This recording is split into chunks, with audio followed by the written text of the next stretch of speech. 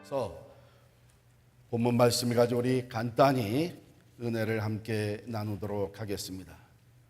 문명이 발달한다고 하는 것은 귀한 일이고 과학과 문명이 발달하면서 정말 놀라운 일들이 생깁니다. 저는 가끔 그 스마트폰, 셀룰라폰 이거 사용할 때마다 참 얼마나 감사하기도 하고 놀라운지 말이에요. 이제는 그냥 손바닥 안에서 모든 게 다 해결되는 그런 기분이에요. 옛날에 상상이나 해봤겠어요? 요즘에 태어나는 아이들은 아마 유선 전화라는 것은 알 수도 없을 것 같아요. 하나님께서 인간에게 지혜를 주시고 창의력을 주시고 또한 우리 인간에게는 다른 피조물들이 가지고 있지 않은 다양한 능력을 주셨어요. 근데 중요한 것은 그런 지혜와 능력과 창의력이 무엇을 목적으로 쓰여지느냐 하는 게 중요합니다.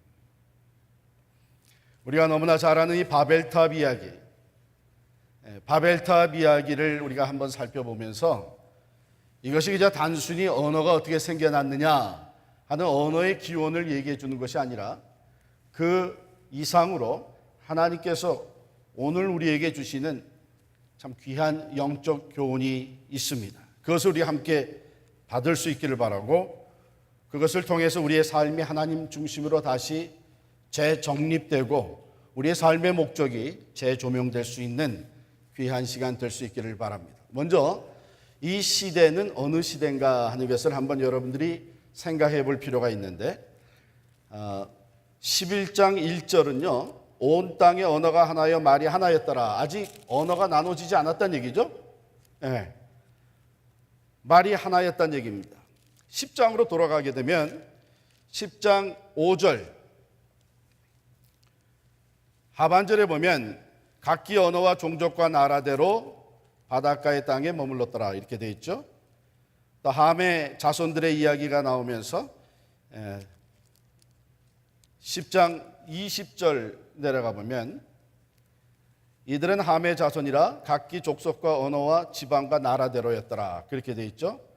또 10장 31절에 보면 이들은 셈의 자손이니 그 족속과 언어와 지방과 나라대로였더라. 그 앞에 이미 그 셈과 함과 이 족속들을 쭉 자손들을 소개하면서 언어대로 부족대로 나누어진 것을 얘기를 했어요.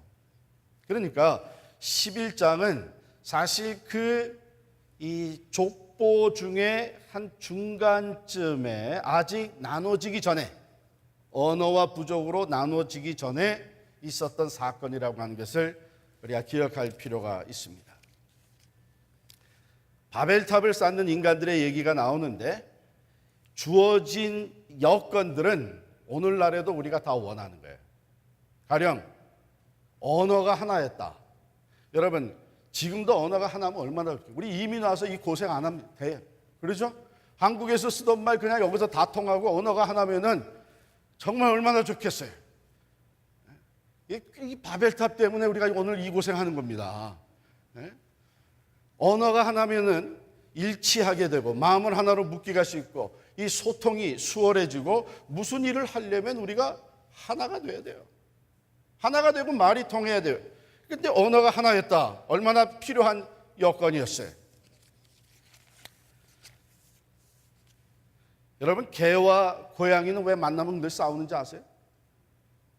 언어가 달라서 그래요. 언어가. 개는 말이에요. 개는 기분 좋으면 꼬리가 올라갑니까 내려갑니까? 예?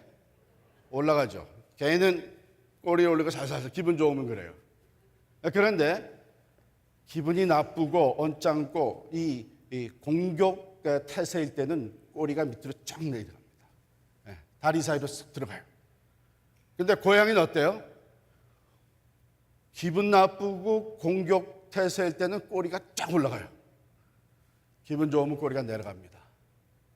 그러니까 만나면 늘 싸우는 거예요. 개는 좋다고 고양이한테 꼬리를 올리고서는 살살살 흔드는데 저게 나를 공격하려고 하는구나 하고서는 대들려고 하죠. 또 이제 꼬리를 촥 내리면은 좋아하는 줄 알고 고양이가 가까이 오는데 그때는 기분 나쁘다고 그냥 공격을 한단 말이에요. 생각해 보세요. 우리 사람도 이 꼬리 하나 있으면 좋겠죠. 남편이 퇴근해가지고 집에 들어오는데 꼬리를 착 올리고 들어오면 말이에요. 아, 이 사람 오늘 저녁 기분이 괜찮구나.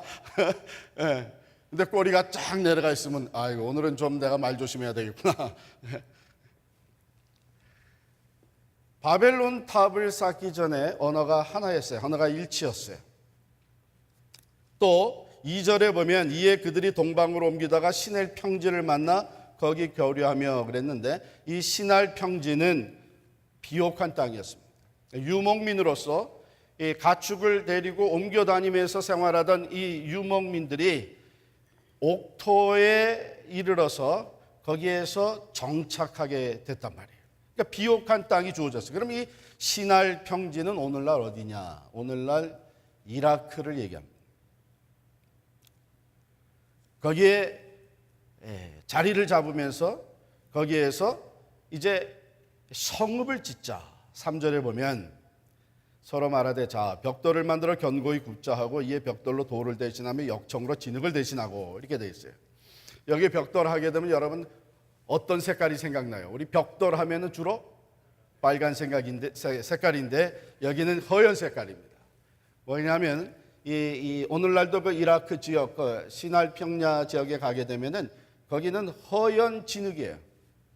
허연 색깔의 진흙. 그 허연 색깔의 진흙을 그냥 모래를 좀 물이랑 해서 섞어가지고 뜨거운 햇볕에다 말리기만 해도 그게 딱딱하게 굳어지는데, 인간들이 머리를 내가지고 그것을 구웠어요. 불에다가 구워요. 아주 든든한 벽돌을 구워서 만들었습니다. 그 다음에 진흙 대신에 여기 보면 역청은 요즘 말로 얘기하면 이 아스팔트를 얘기합니다.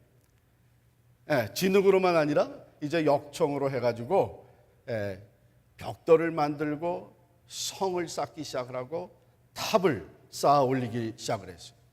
그러면 여기에 벌써 인간의 지혜와 창의력이 나타나고 있습니다. 문명이 발달하기 시작을 했어요.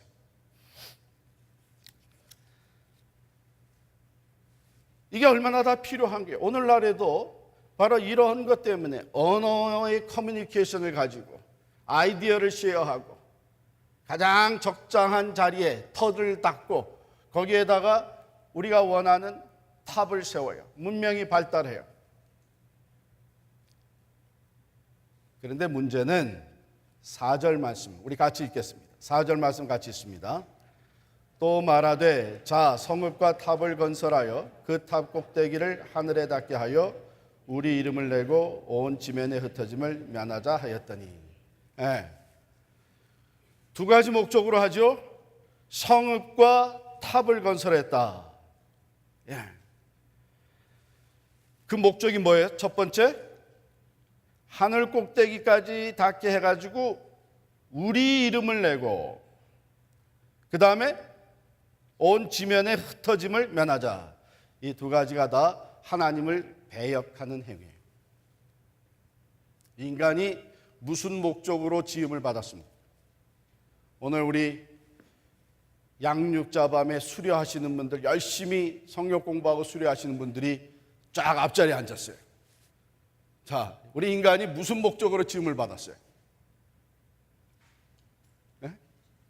하나님의 영광을 위해서.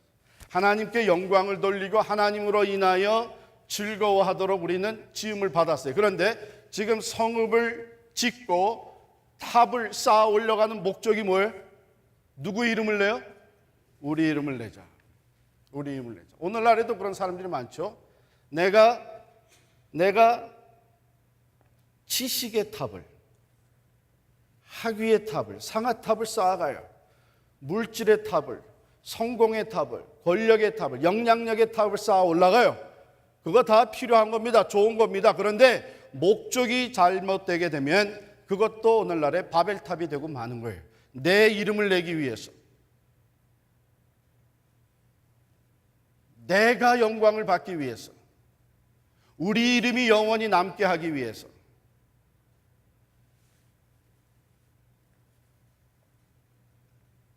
그게 오늘날의 바벨탑. 인간들이 문명을 발전시켜 나가면서 하나님은 자꾸 뒷전으로 몰아내는 거예요. 그것이 바로 여기서부터 시작된 것을 우리가 보게 됩니다. 자, 한 가지 우리가 좀 살펴봐야 될 것은 주동자가 있었을 거 아니에요. 무슨 일이 있는지 주동자가 있잖아요. 오늘 성인 양육위원회 모든 프로그램의 주동자가 누구예요? 신종식 장로님이? 위원장? 무슨 일이든지 주동자가 있어요. 이 바벨탑을 쌓는데 주동자는 누구였느냐? 그 전에 10장으로 넘어가 있어요. 10장 8절 9절 말씀을 같이 읽겠습니다. 10장 8절 9절 다 같이 읽습니다. 시작. 구스가 또 니므롯을 낳았으니 그는 세상의 첫 용사라. 그가 여호와 앞에서 용감한 사냥꾼이 되었으므로 속담에 이르기를 아문은 여호와 앞에 니므롯같이 용감한 사냥꾼이로다 하더라. 10절 보면요, 그의 나라라고 하는 것이 여기서 처음으로 나와요. 그의 나라는 시날 땅의 바벨과 에렉과 아갓과 갈레에서 시작되었으며, 여기서 니므롯이라고 하는 사람, 이 사람은 아주 뛰어난 사냥꾼이었고 영걸이었어요. 이 사람이 주동자가 돼가지고 우리가 이제 여기다가 성읍을 쌓자, 성을 만들자, 나라를 세우기 시작을 합니다. 그 나라가 바로 바벨론 제국의 시작이에요. 바벨론 제국의 시작. 그러니까 니므롯은 역사에서 바벨론 제국의 창설자로 기록이 되어 있습니다. 그러니까 이 니므롯이라고 하는 이름 그 자체가 뜻이 뭐냐면 반역한다는 뜻이에요. 그리고 오늘 본문에 나오는 바벨이라고 하는 말의 뜻은 혼돈하다 하는 그런 뜻이에요. 혼돈하다. 그런데 바벨론은 성경에 바벨론이라고 하는 단어가 나올 때마다 바벨론은 하나님을 반역하는 것의 대명사로 나와요. 그러니까 니므롯의 이름이 반역하다라고 하는 뜻을 가지고 있고, 그가 바벨론의 창설자가, 바벨론 제국의 창설자가 되었는데, 성경에 등장하는 바벨론은 다 하나님을 반역하는 일의 대명사로 나온다. 그런데 니므롯이 누구보다도 용사였어요. 힘이 있었어요. 니므롯과 함께 언어가 일치되어서 비옥한 땅에서 창의력과 지혜를 총동력해가지고 동원해가지고 성읍을 쌓고 바벨탑을 쌓으라. 그러니까 우리가 우리의 지혜와 능력과 우리의 일치, 우리의 창의력, 이런 것을 가지고 하나 되어 일할 때마다 가장 중요하게 우리가 점검하고 또 점검하고 다시 또 점검해야 되는 것이 뭐냐 하면, 우리가 무슨 목적으로 하느냐, 우리가 무슨 목적으로 하나를 이루느냐, 우리가 무슨 목적으로 힘을 모으느냐, 우리가 무슨 목적으로 아이디어를 짜내고 있느냐, 우리가 뭐 하려고 지금 이걸 하고. 바벨탑을 쌓은 목적은 사람들이 자기들의 이름을 내려고 하죠. 하나님 앞에 엄청나게 교만한 행위였습니다.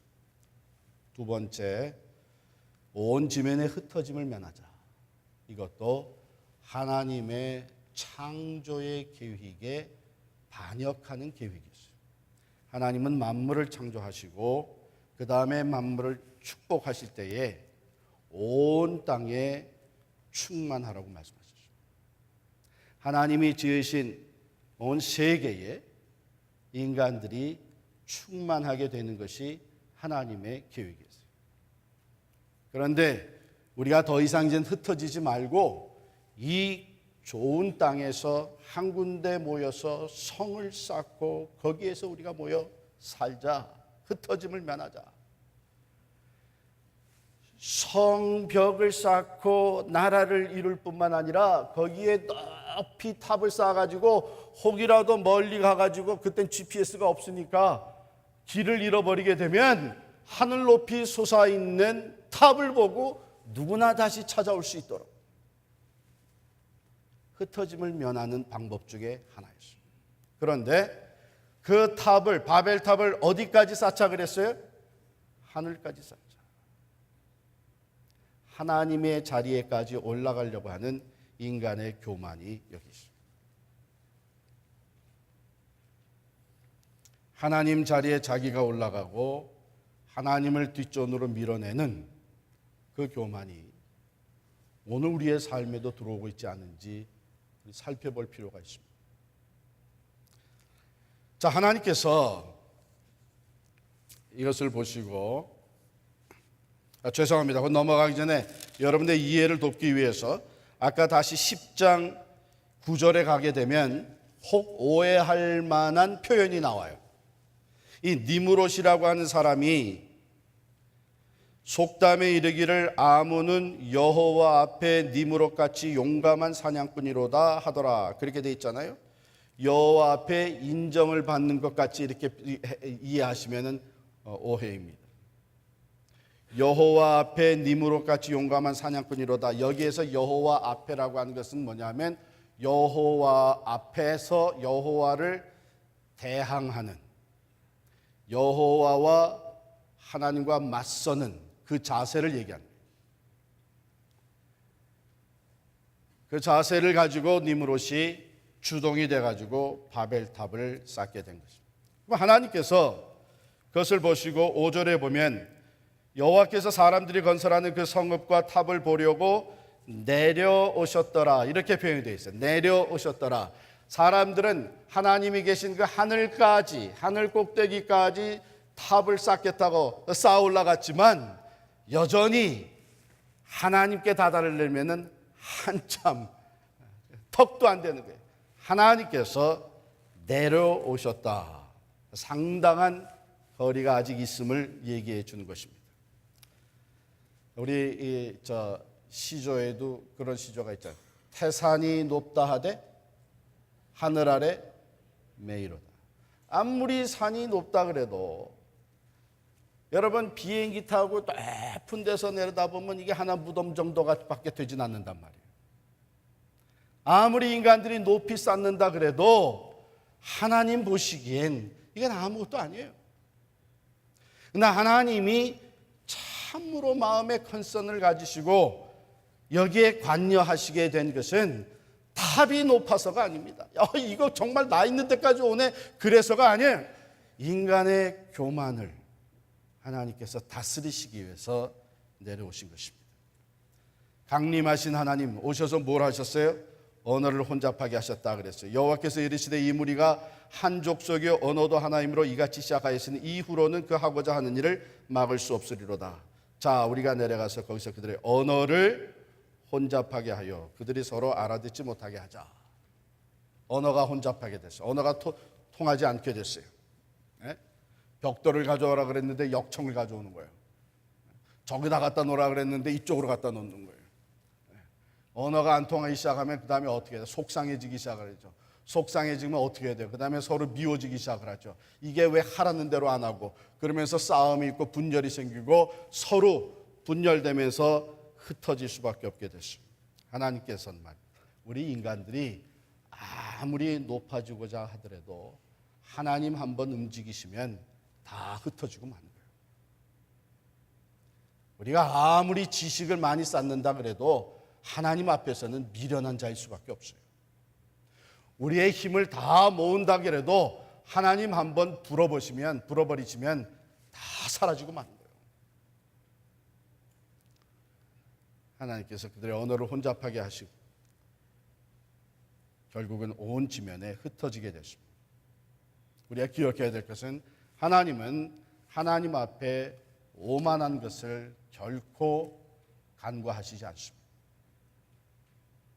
하나님은 하나님의 영광을 어느 피조물에게도 빼앗기고 계시지 않습니다.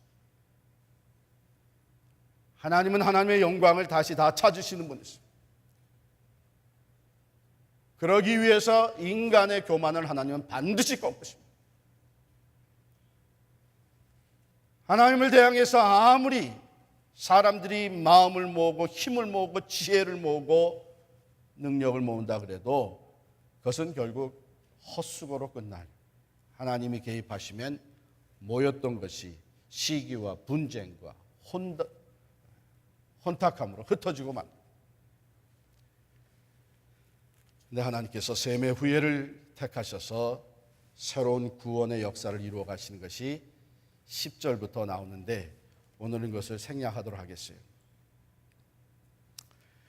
거기에 이제 간단히 소개하면 셈의 족보를 쭉 내려가서 우리가 잘 아는 아브라함이 소개가 되는데 아브라함의 아버지 데라가 갈대아 우르에서 살면서 이 아브라함과 이런 갈등이 있었다 하는 소개가 나옵니다.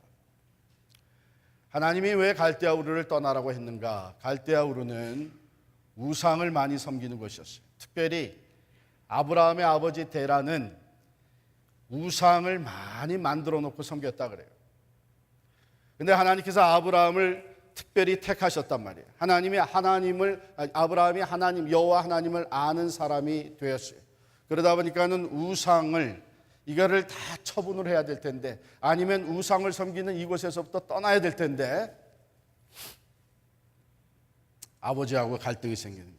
아버지가 우상들을 많이 만들어 놓고 하나의 신전같이 해놓고선 거기에 들어가서 늘 제사를 드린다. 이건 성경에 없는 얘기입니다. 성경에 없는 얘기인데 아브라함이 하루는 아버지 몰래 들어가가지고 그 아버지가 우상들을 진흙으로 만든 거, 노수로 만든 거, 돌로 만든 거 이제 다양한 그 우상들을 다 때려부신 거예요.